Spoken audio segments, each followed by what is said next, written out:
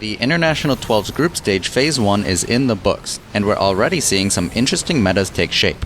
In this video, we're going to focus on the support heroes that teams are picking and dissecting their pick rates and win rates to get a better idea of what's working and what's not. If you guys are tuning into TI like I am, let me know which teams you're rooting for. Alright, let's get into it. First up, supports who are being picked a lot but aren't finding much success. You might find this shocking. Shadow Demon has been picked in 22 matches and only boasts a 27% win rate. Even more surprising, Vengeful Spirit is the most picked hero overall with 28 matches, yet she's sitting at just a 39% win rate. These stats are pretty underwhelming. What makes it surprising is the versatility both heroes offer. They have strong offensive and defensive capabilities, and their ultimates even pierce debuff immunity, which is usually a big advantage. However, they do fall short when it comes to teamfight presence. Unlike heroes like Warlock or Treant Protector, we'll talk more about Treant later, Shadow Demon and Vengeful Spirit specialize in targeting individual units rather than influencing the entire teamfight. Let's break it down a bit further.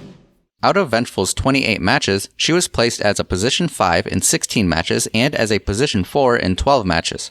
Out of Shadow Demon's 22 total matches, he's been position 5 in 9 of them and position 4 in 13.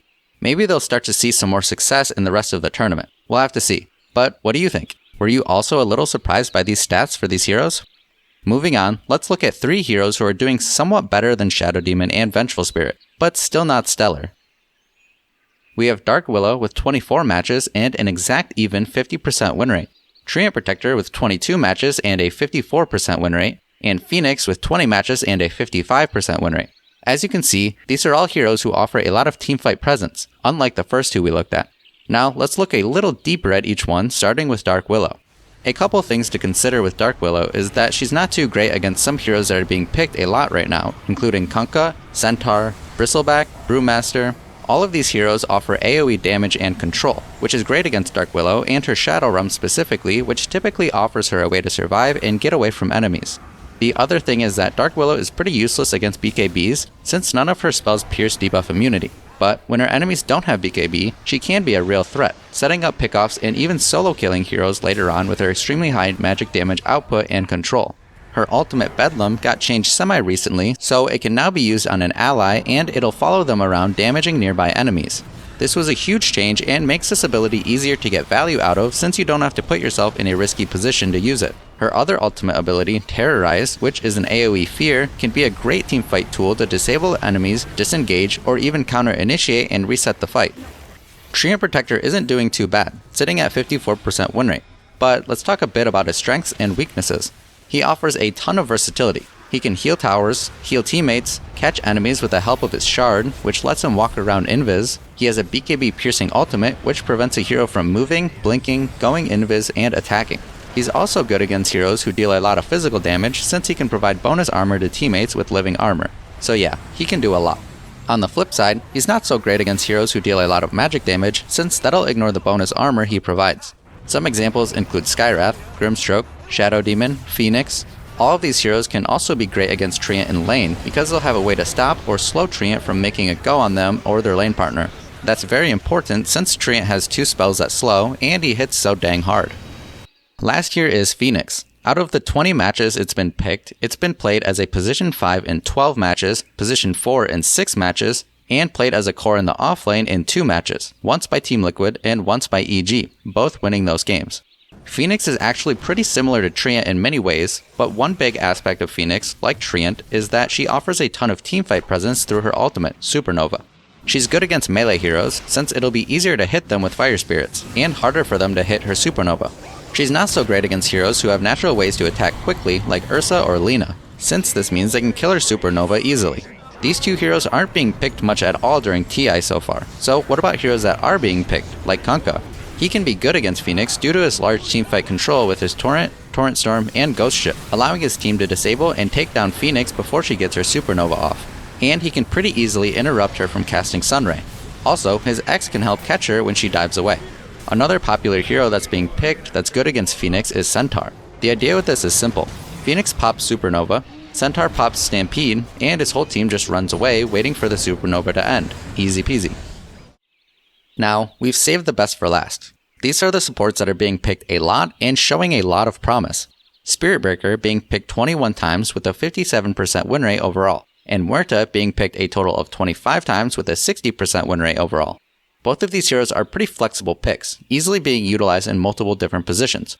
We'll go over how their win rates are broken up between different positions individually. For now, let's start with Spiritbreaker.